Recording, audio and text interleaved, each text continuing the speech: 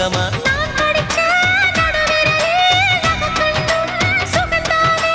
இடைவெளிகள் குறைந்து விட்டால் இம்சைகளும் சுகம்தானே